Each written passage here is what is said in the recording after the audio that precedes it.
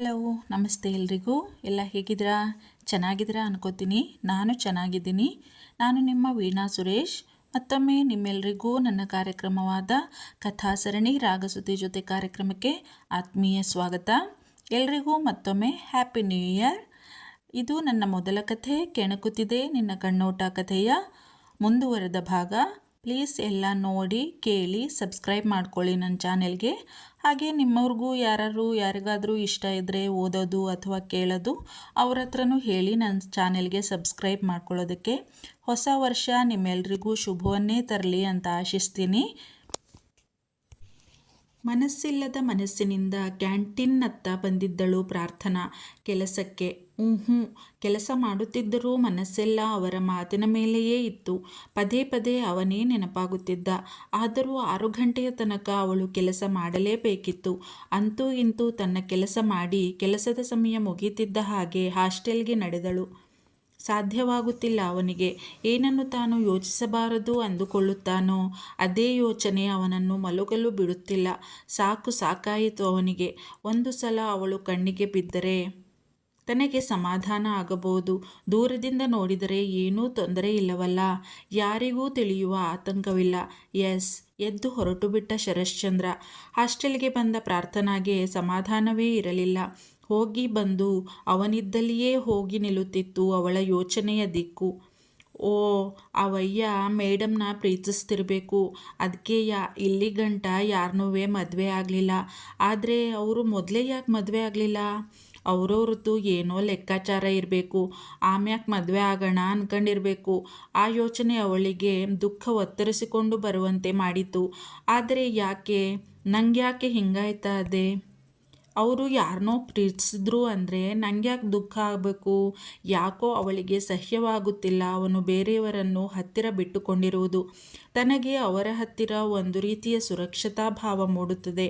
ತಾನು ಅತ್ಯಂತ ಭದ್ರ ನೆಲೆಯಲ್ಲಿದ್ದೇನೆ ಅನಿಸುತ್ತದೆ ಅವರು ತನ್ನ ಸುತ್ತ ಇದ್ದರೆ. ಬಹುಶಃ ಅದಕ್ಕೆ ನಾನು ಅವರನ್ನು ಹಚ್ಚಿಕೊಂಡಿರಬೇಕು. ಮೊದಲಿನಿಂದಲೂ ತನ್ನವರು ಎನ್ನುವವರಿಲ್ಲದೆ ಬೆಳೆದವಳಲ್ಲವೇ ತಾನು. ಅದಕ್ಕೆ ಅವರ ಸನಿಹ, ಸ್ಪರ್ಶ, ನೋಟ ಎಲ್ಲವೂ ತನಗೆ ಹತ್ತಿರ ಎನಿಸಿರಬೇಕು. ಅದಕ್ಕೆ ತನಗೆ ಈ ದುಃಖ, ಅಭದ್ರತಾ ಭಾವ. ತಾನಲ್ಲದೆ ಅವರಿಗೆ ಬೇರ್ಯಾರೋ ಹತ್ತಿರವಾಗುತ್ತಿದ್ದಾರೆ ಎನ್ನುವ ಅಸೂಯೆ ತನಗೆ. ಪ್ರಾರ್ಥನಾ, ಏನು ನೀನಂದಿದ್ದು? ಹತ್ತಿರದವರೇ? ಅವರ್ಯಾವಾಗ ನಿನಗೆ ಹತ್ತಿರದವರಾದರು? ಅವರೇನಾದರೂ ಬಂದು ಹೇಳಿದ್ದರೆ ನಿನಗೆ ನೀನು ನನಗೆ ಬಹಳ ಬೇಕಾದವಳು ಎಂದು? ಇಲ್ಲ. ಆದರೂ ಅವರ ನೋಟ, ಆ ಕಣ್ಣಲ್ಲಿರುವ ಭಾವ ಏನಿದೆ ಅದರಲ್ಲಿ? ಎಲ್ಲರನ್ನೂ ಹಾಗೆಯೇ ನೋಡಬಹುದು ಅವರು. ಕಣ್ಣಲ್ಲಿ ಯಾವ ಭಾವ ಕಂಡಿದ್ದು ನಿನಗೆ? ಅದೇ ಅರ್ಥ ಆಗ್ತಿಲ್ಲ ನನಗೆ. ಯಾವುದೋ ಭಾವ ನನ್ನನ್ನು ಅವರತ್ತ ಸೆಳೆಯುತ್ತದೆ. ಆದರೆ ಏನು ತಿಳಿಯುತ್ತಿಲ್ಲ. ಮತ್ತೆ ಬಿಟ್ಟು ಬಿಡು ಪ್ರಾರ್ಥನಾ. ಅವರ ಯೋಚನೆಯನ್ನು ಬಿಟ್ಟು ನಿನ್ನ ಭವಿಷ್ಯದ ಬಗ್ಗೆ ಯೋಚಿಸು. ಚೆನ್ನಾಗಿ ಓದಿ ನಿನ್ನ ಕಾಲ ಮೇಲೆ ನೀನು ನಿಂತು ಯಾರ ಹಂಗೂ ಇಲ್ಲದೆ ಬದುಕುವುದರ ಕಡೆಗೆ ಗಮನ ಕೊಡು. ನಿನಗೆ ಅರ್ಥವೇ ಆಗದ ಯಾವುದೋ ಭಾವಗಳ ಜಂಜಾಟಕ್ಕೆ ಸಿಲುಕಬೇಡ. ಬಿಟ್ಟು ಬಿಡು. ಹೌದು, ಅದೇ ಸರಿ. ಅಷ್ಟಕ್ಕೂ ಆ ವಯ್ಯ ಎಲ್ಲಿ, ನಾನೆಲ್ಲಿ? ಅವರಂಥವ್ರು ನನ್ನ ಯೋಚನೆನಾರ ಮಾಡಾರ? ಎಲ್ಲೋ ಹುಚ್ಚು ನನಗೆ. ಈ ಹುಚ್ಚುಚ್ಚು ಬುಡಾತುದಿ ಇಲ್ದಿರ ಯೋಚನೆನೆಲ್ಲ ಬಿಟ್ಬಿಡ್ಬೇಕು. ಇನ್ನು ಮುಂದೆ ಚೆಂದಾಗಿ ಓದಿ ನನ್ನ ಪಾಡಿಗೆ ನಾನು ಇದ್ಬಿಡ್ಬೇಕು. ಯೋಚಿಸಿದವಳು ತನ್ನ ಪಾಡಿಗೆ ತಾನು ಪುಸ್ತಕ ಹಿಡಿದು ಓದುವ ಪ್ರಯತ್ನ ಮಾಡಿದಳು ಪ್ರಾರ್ಥನಾ. ಶರಶ್ಚಂದ್ರನಿಗೆ ಈ ಯಾತನೆಗಿಂತ ಅವಳನ್ನು ದೂರದಿಂದಲೇ ನೋಡಿ ನೆಮ್ಮದಿಯಾಗಿರುವುದು ಉತ್ತಮ ಎನಿಸಿ ಕೆಳಗಿಳಿದು ಬಂದ. ರಂಗಜ್ಜ ಒಂದೇ ಸಮ ಅತ್ತಿಂದಿತ್ತ ಓಡಾಡುತ್ತಿದ್ದರು. ಯಾಕೆ ರಂಗಜ್ಜ ಮಲಗಿಲ್ಲ? ಏನಾಯಿತು? ಅದು ಚಂದ್ರಪ್ಪ, ಶಾಂಭವಿ ಅಮ್ಮ ಇನ್ನೂ ಬಂದಿಲ್ಲ ಮನೆಗೆ. ಅದಕ್ಕೆ ಕಾಯ್ತಾ ಇವನಿ. ವಾಟ್, ಇನ್ನೂ ಬಂದಿಲ್ವಾ? ಗಾಬರಿ ಆಯಿತು ಅವನಿಗೂ ಕೂಡ. ಏನಾಗಿದೆ ಈ ಹುಡುಗಿಗೆ? ಸ್ವಲ್ಪ ಕೂಡ ಜವಾಬ್ದಾರಿ ಇಲ್ಲ. ಹೆಣ್ಮಕ್ಳು ಮನೆಗೆ ಬರೋ ಹೊತ್ತಾ ಇದು? ಬೈದುಕೊಂಡೇ ಗಡಿಬಿಡಿಯಿಂದ ಹೊರಟ. ಅಷ್ಟರಲ್ಲಿ ಹೊರಗಡೆ ಕಾರ್ ನಿಲ್ಲಿಸಿದ ಶಬ್ದ ಕೇಳಿಸಿತು. ಅವನು ನೋಡುವಷ್ಟರಲ್ಲಿ ಕಾರ್ ಹೊರಟು ಹೋಗಿತ್ತು. ಶಾಂಭವಿ ಒಳಗೆ ಬಂದಳು. ಅಲ್ಲಿಯೇ ನಿಂತಿದ್ದ ಶರಶ್ಚಂದ್ರ. ನಿಲ್ಲು ಶಾಂಭವಿ. ಎಷ್ಟು ಟೈಮ್ ಈಗ? ಹೆಣ್ಮಕ್ಳು ಮನೆಗೆ ಬರೋ ಟೈಮಾ ಇದು? ಸ್ವಲ್ಪ ಕೂಡ ರೆಸ್ಪಾನ್ಸಿಬಿಲಿಟಿ ಬೇಡವಾ ನಿಮಗೆ? ನಾನು ನನ್ನ ಫ್ರೆಂಡ್ ಮನೆಗೆ ಹೋಗಿದ್ದೆ ಅಣ್ಣ. 9:30 ಅಷ್ಟೇ ಇವಾಗ. ಏನಾಯಿತು ಅಂತ ಹೀಗೆ ಕೂಗಾಡ್ತಿದೀಯಾ? ನಾನಾವತ್ತೇ ಹೇಳಿದ್ದೀನಿ ನಾನು ನೋಡ್ಕೋತೀನಿ ಅಂತ. ಇಷ್ಟು ಹೇಳಿದವಳೇ ದಡದಡನೆ ಮೆಟ್ಟಿಲು ಹತ್ತಿ ಹೊರಟೇ ಹೋಗಿದ್ದಳು. ಅಲ್ಲಿಯೇ ಇದ್ದ ಕುರ್ಚಿಯಲ್ಲಿ ಕುಳಿತ ಶರಶ್ಚಂದ್ರ ತಲೆ ಒತ್ತಿಕೊಂಡ. ಏನು ಮಾಡಬೇಕು ನಾನು? ಏನು ಮಾಡ್ತಾ ಇದ್ದೀನಿ? ಅಮ್ಮ ಕೊಟ್ಟ ಜವಾಬ್ದಾರಿಯನ್ನು ನಿಭಾಯಿಸುವುದನ್ನು ಬಿಟ್ಟು ನಾನು ನನ್ನ ಬಗ್ಗೆ ಯೋಚಿಸುವುದು ಸರಿಯೇ? ಶಾಂಭವಿಯ ಭವಿಷ್ಯ ಮೊದಲು, ಉಳಿದಿದ್ದೆಲ್ಲವೂ ತನ್ನ ಪಾಲಿಗೆ ನಗಣ್ಯ. ತನ್ನ ಬಗ್ಗೆ ಯೋಚಿಸುವ ಯಾವುದೇ ಅಧಿಕಾರ ಇಲ್ಲ ತನಗೆ. ಅಮ್ಮ ತನ್ನಂಥ ಅನಾಥನಿಗೆ ಬದುಕು ಕೊಟ್ಟ ದೇವತೆ. ಅವರ ಮಾತೇ ಮುಖ್ಯ ನನಗೆ. ತನಗೆ ಒಂಟಿತನ ಅಭ್ಯಾಸವಿದೆ. ಹುಟ್ಟುವಾಗಲೂ ಹುಟ್ಟಿದ ಮೇಲೂ ತಾನು ಒಂಟಿಯೇ, ಸಾಯುವ ತನಕವೂ ಒಂಟಿಯಾಗಿಯೇ ಇರು ಎಂದು ಭಗವಂತ ತನ್ನ ಹಣೆಯಲ್ಲಿ ಬರೆದಿರಬಹುದು. ಯಾರೇನು ಮಾಡಲು ಸಾಧ್ಯ? ಸಾಯುವ ತನಕವೂ ಹೀಗೆಯೇ ಇದ್ದು ಬಿಡುತ್ತೇನೆ. ನಿಡಿದಾದ ಉಸಿರು ಬಿಟ್ಟ. ವಿಷಾದದ ನಗು ಮೂಡಿತು ಅವನ ಮುಖದ ಮೇಲೆ. ಸೋತ ಕಾಲನ್ನು ಎಳೆದುಕೊಂಡು ತನ್ನ ರೂಮಿನತ್ತ ಹೊರಟ. ರಂಗಜ್ಜನಿಗೆ ಇವನ ಪರಿಸ್ಥಿತಿ ನೋಡಿ ಮರುಕವಾಯಿತು. ದೊಡ್ಡಮ್ಮ ಅವರು ಇದ್ದಿದ್ದಿದ್ರೆ ಹಿಂಗಾಯ್ತಾ ಇರಲಿಲ್ಲ ಚಂದ್ರಪ್ಪನ ಬದುಕು. ಎಲ್ಲ ಆ ಮನೆಹಾಳಿಯಿಂದನೆಯ ಬೈದುಕೊಂಡರು. ಏ ಪಾರಿ, ಉಟ್ಕೊಳ್ಳೆ ಈ ಸೀರೆನ, ಚಂದ ಕಾಣಿಸ್ತದೆ ಕಣೆ ನಿಂಗೆ, ನಂಗೋಸ್ಕರ ಉಟ್ಕೊಳ್ಳೆ. ಗೆಳತಿಗೆ ತನ್ನ ಒಂದು ಚಂದದ ಸೀರೆ ಉಟ್ಟುಕೊಳ್ಳಲು ದುಂಬಾಲು ಬಿದ್ದಿದ್ದಳು ಮಮತಾ. ಬ್ಯಾಡ ಕಣೆ ಮಮ್ಮಿ, ತುಂಬ ಗ್ರ್ಯಾಂಡ್ ಆಯಿತು, ಜಾತ್ರೆ ಅನ್ನಿಸ್ತದೆ ಕಣೆ ನನಗೆ. ಇವಳದು ಒಂದೇ ವರಾತ. ಏನಿಲ್ಲ ನೋಡು, ನೀನು ಉಟ್ಕತೀಯಾ ಇಲ್ವಾ ಈಗ? ಸಿಟ್ಟಾದಳು ಮಮತಾ. ಸರಿ ಕಣೆ, ನಿಂಗೋಸ್ಕರ ಅಷ್ಟೇಯ, ಆದರೂ ಜಾತ್ರೆ ಕಣೆ ಈ ಸೀರೆ. ಖುಷಿಯಾದಳು ಮಮತಾ. ನಾನೇ ರೆಡಿ ಮಾಡ್ತೀನಿರು ನಿನ್ನ ಪಾರಿ. ನೀನಿವತ್ತು ಹಾಡಬೇಕಾರೆ ಎಲ್ಲ ನಿನ್ನೆ ನೋಡಬೇಕು, ಹಂಗೆ ರೆಡಿ ಮಾಡ್ತೀನಿ ನೋಡ್ತಿರು. ಏ ನೋಡು ನೋಡು, ನೀನು ಹೇಳ್ದೆ ಅಂತವ ಸೀರೆ ಹಾಕ್ಕತ್ತೀವ್ನಿ, ಮೇಕಪ್ ಎಲ್ಲ ಬ್ಯಾಡ ಮಮ್ಮಿ. ಮೇಕಪ್ ಮಾಡಲ್ಲ ಕಣೆ ಸುಂದ್ರಿ, ಲೈಟಾಗಿ ಮಾಡ್ತೀನಷ್ಟೇಯ, ನೀ ಸುಮ್ಮನೆ ಕೂರು ಇಲ್ಲಿ. ಅವಳನ್ನು ಎಳೆದು ಕೂರಿಸಿದಳು. ಬ್ಯಾಡ್ವೆ, ನಾನು ಹಾಡುವಾಗ ಎಲ್ರೂ ನನ್ನ ಮಕನೇ ನೋಡ್ತಿದ್ರೆ ನಂಗೆ ಭಯ ಆಯ್ತದೆ ಕಣೆ. ಏನಾಗಕ್ಕಿಲ್ಲ ಸುಮ್ಕಿರು ಪಾರಿ. ಬಿಡಲಿಲ್ಲ ಮಮತಾ. ಬೊಗಸೆ ಕಂಗಳಿಗೆ ತೆಳುವಾಗಿ ಕಾಡಿಗೆ ಹಚ್ಚಿ ದುಂಡು ಮುಖಕ್ಕೆ ಚಂದದ ಅಲಂಕಾರ ಮಾಡಿದಳು. ನೋಡಿ ನೆಟಿಕೆ ಮುರಿದಳು. ನನ್ನ ದೃಷ್ಟಿನೇ ಆಗಂಗದೆ ಕಣೆ ಪಾರಿ, ಎಷ್ಟು ಮುದ್ದಾಗಿದೆಯಾ ನೋಡು. ಇನ್ನು ಸೀರೆ ಹಾಕೊಂಬಿಟ್ರೆ ಗೊಂಬೆ ಕಂಡಂಗೆ ಕಾಣಿಸ್ತಿ ಕಣೆ. ಏನಿಲ್ಲ ಸುಮ್ಕಿರೆ, ನನ್ನ ಚಂದ ನಂಗೆ ಗೊತ್ತೈತೆ. ಏನು ಅಲಂಕಾರ ಮಾಡ್ಕೊಂಡ್ರೂ ನಮ್ಮ ಹಣೆ ಬರಹ ಬದಲಾಗಕ್ಕಿಲ್ಲ ಅಲ್ವಾ? ಏನೋ ಯೋಚಿಸಿ ಮುಖ ಬಾಡಿಸಿಕೊಂಡಳು. ಯಾಕಂಗಂದಿ? ನೋಡ್ತಿರು, ನಿನ್ನ ಹಣೆ ಬರ ಒಂದಲ್ಲ ಒಂದಿನ ಬದಲಾಗೇ ಆಯ್ತದೆ.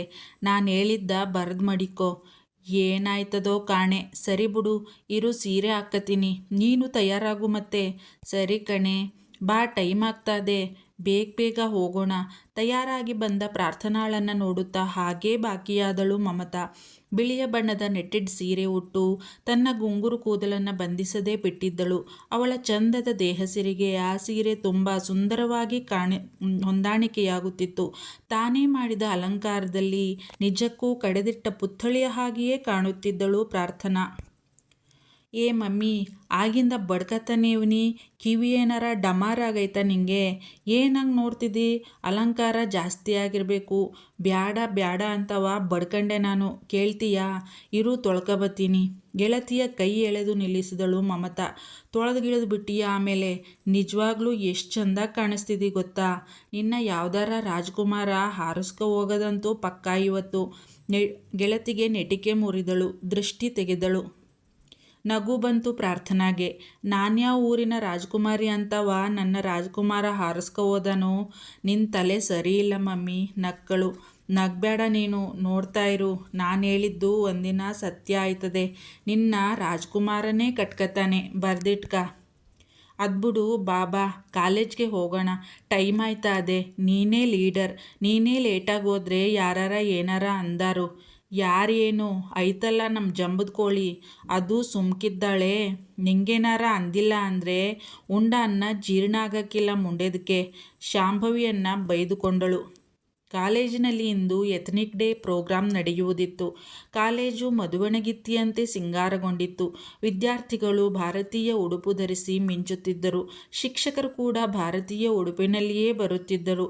ಬಿಳಿಯ ಬಣ್ಣದ ಶೇರ್ವಾನಿ ಧರಿಸಿ, ಕಂದು ಕಣ್ಣಿಗೆ ಮಾಮೂಲಿನಂತೆ ಕನ್ನಡಕ ಹಾಕಿ, ತನ್ನ ನುಣುಪಾದ ಕೆಂಚು ಕೂದಲನ್ನು ಒಂದು ಕೈಯಿಂದ ಮೇಲೆತ್ತುತ್ತಾ ಬರುತ್ತಿದ್ದ ಶರಶ್ಚಂದ್ರನನ್ನು ನೋಡಿ ವಿದ್ಯಾರ್ಥಿನಿಯರು ಎದೆಯ ಮೇಲೆ ಕೈಯಿಟ್ಟು ಕಣ್ತುಂಬಿಕೊಂಡರು. ಎಲ್ಲರೂ ಗುಸುಗುಸು ಎನ್ನುತ್ತಾ ಅವನ ಅಂದವನ್ನು ತಮ್ಮಲ್ಲೇ ಹೊಗಳಿಕೊಳ್ಳುತ್ತಿದ್ದರು.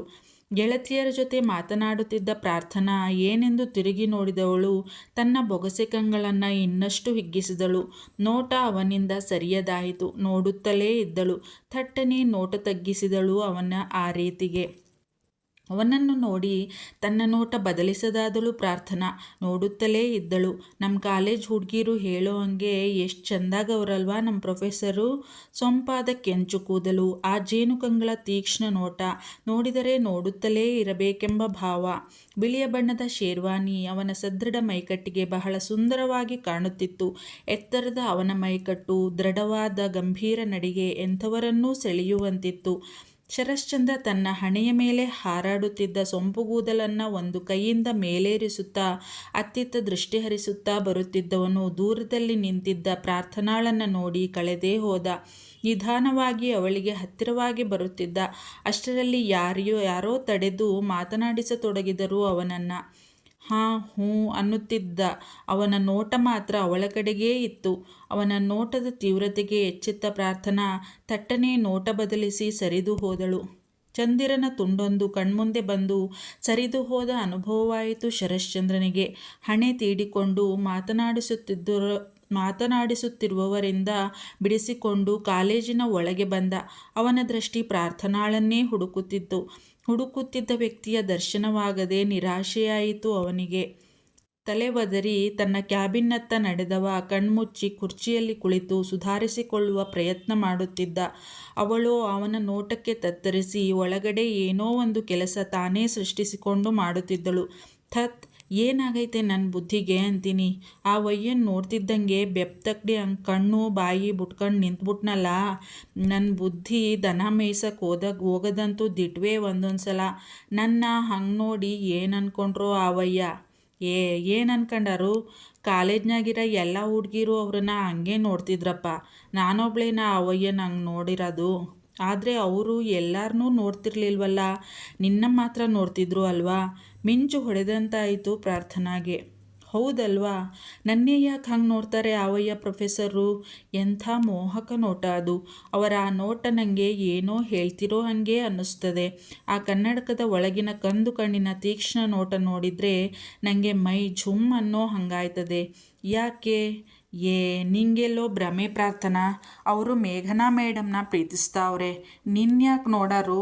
ನೋಡಿದ್ರೂ ನಿನ್ನಂಗೆ ಎಲ್ಲರನ್ನೂ ನೋಡ್ಬೋದು. ನಿಂಗೆ ಗೊತ್ತದಾ? ನನ್ನ ಹಿಂದೆ ಎಲ್ಲೋ ಮೇಡಮ್ ನಿಂತ್ಕೊಂಡಿದ್ರೇನೋ, ಅವರನ್ನು ನೋಡ್ತಾ ಇದ್ರೇನೋ ಆ ವಯ್ಯ. ಹೌದು, ಇದ್ರೂ ಇರ್ಬೋದಲ್ವಾ? ಆದರೂ ಅವಳಿಗೆ ಆ ಯೋಚನೆ ಸಮಾಧಾನ ನೀಡಲಿಲ್ಲ. ಏನೇ ಗುಗ್ಗೂಸಿಯ, ಭಾಳ ಮಿಂಚ್ತಾ ಇದೆಯಾ? ಶಾಂಭವಿಗೆ ಇವಳನ್ನು ಏನಾದರೂ ಅಂದು ನೋಯಿಸದಿದ್ದರೆ ತಿಂದಿದ್ದು ಜೀರ್ಣವಾಗುತ್ತಿರಲಿಲ್ಲ. ಅವಳನ್ನೇ ನೋಡಿದಳು ಪ್ರಾರ್ಥನಾ. ನಿಜಕ್ಕೂ ಸುಂದರಿಯೇ ಈ ಕೊಬ್ಬಿನ ಮೂಟೆ. ಚಂದದ ಸೀರೆಯುಟ್ಟು ಕೂದಲನ್ನು ಹಾರಲು ಬಿಟ್ಟು ದುಂಡು ಮುಖಕ್ಕೆ ಚಂದದ ಅಲಂಕಾರ ಮಾಡಿಕೊಂಡು ಆಭರಣ ಧರಿಸಿ ಸುಂದರವಾಗಿ ಕಾಣುತ್ತಿದ್ದಳು ಶಾಂಭವಿಗೆ ಪ್ರಾರ್ಥನಾಳನ್ನು ನೋಡಿ ಅಸೂಯೆಯಾಯಿತು. ಹಿತಮಿತವಾದ ಮೇಕಪ್ನಲ್ಲಿಯೂ ಇವಳು ಅತ್ಯಂತ ಸುಂದರವಾಗಿದ್ದಳು. ಬಿಳಿಯ ನೆಟೆಡ್ ಸೀರೆ ಅವಳ ಸಪೂರವಾದ ಮೈಗೆ ಅಪ್ಪಿ ನಿಂತಿತ್ತು. ಹಾರಾಡುವ ಗುಂಗುರು ಕೂದಲು ಅವಳಿಗೆ ಅಂದವಾಗಿ ಒಪ್ಪಿತ್ತು. ಮುಖ್ಯವಾಗಿ ಅವಳ ಮುಗ್ಧ ಮುಖ ಎಲ್ಲರನ್ನೂ ಸೆಳೆಯುತ್ತಿತ್ತು. ತುಟಿ ಕೊಂಕಿಸಿದಳು. ನಿನ್ನಷ್ಟು ಸುಂದರವಾಗಿಲ್ಲ ಬಿಡು ಎಂದು ಸರಿದು ಹೋದಳು ಪ್ರಾರ್ಥನಾ. ನಿಂಗೆ ಬುದ್ಧಿ ಕಲಿಸ್ತೀನಿ ಕಣೆ, ಹಲ್ಲು ಕಡಿದಳು ಶಾಂಭವಿ. ತನ್ನನ್ನು ನೋಡಿದರೆ ಸಾಕು ಕಣ್ತಪ್ಪಿಸಿಕೊಂಡು ಓಡಿ ಹೋಗುತ್ತಾಳೆ ಹುಡುಗಿ. ನನ್ನ ನೋಡಿದರೆ ಅದ್ಯಾಕಷ್ಟು ಗಾಬರಿ ಬೀಳ್ತಾಳೋ? ಅಥವಾ ಎಲ್ಲ ನನ್ನ ಭ್ರಮೆ ಇರಬಹುದೇ? ತಾನ್ಯಾಕೆ ಹೋಗಿ ಬಂದು ಅವಳ ಬಗ್ಗೆಯೇ ಯೋಚನೆ ಮಾಡ್ತೀನಿ. ನಿನ್ನೆ ತಾನಂದುಕೊಂಡಿದ್ದೇನು? ಅಮ್ಮ ತನಗೆ ಕೊಟ್ಟ ಜವಾಬ್ದಾರಿಯನ್ನು ನಿಭಾಯಿಸುವುದೇ ತನ್ನ ಅಂತಿಮ ಗುರಿ ಎಂದಲ್ಲವೇ? ಆದರೆ ಈ ಹುಡುಗಿಯನ್ನು ನೋಡಿದ ಕೂಡಲೇ ತಾನೆಲ್ಲವನ್ನೂ ಮರೆಯುತ್ತೇನೆ.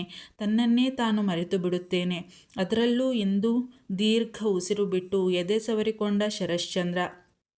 ಎದೆ ಬಡಿತದ ಗತಿ ತೀವ್ರವಾಯಿತೇ ಹೊರತು ಕಡಿಮೆಯಾಗಲಿಲ್ಲ ಅವನದು. ಛೇ! ತಲೆ ಬುಡವಿಲ್ಲದ ತನ್ನ ಯೋಚನೆಗೆ ತಲೆ ಕೊಡುವಿಕೊಂಡು ಎದ್ದು ಪ್ರೋಗ್ರಾಂ ನಡೆಯುವ ಸ್ಥಳದತ್ತ ಬಂದ ಶರಶ್ಚಂದ್ರ. ಅವನು ಆಹ್ವಾನಿಸಿದ್ದ ಅತಿಥಿಗಳ ಆಗಮನವಾಗುತ್ತಿತ್ತು. ಅವರನ್ನೆಲ್ಲ ಸ್ವಾಗತಿಸುವತ್ತ ಗಮನ ಹರಿಸಿದ. ಪ್ರಾರ್ಥನಾಳ ದೃಷ್ಟಿ ಮೇಘನಾನ ಕಡೆ ಹರಿಯಿತು. ಆಗತಾನೇ ಬರುವಂತಿತ್ತು ಅವಳು. ಸುತ್ತಮುತ್ತ ನೋಡುತ್ತಿದ್ದಳು. ಶರಶ್ಚಂದ್ರ ಕಾಣುತ್ತಾನೇನೋ ಅವನ ಅವನ ನೋಟ ತನ್ನ ಮೇಲೆ ಬೀಳಬಹುದೇನೋ ಎಂದಾದರೂ ಅವಳ ಬಯಕೆ ಅದು.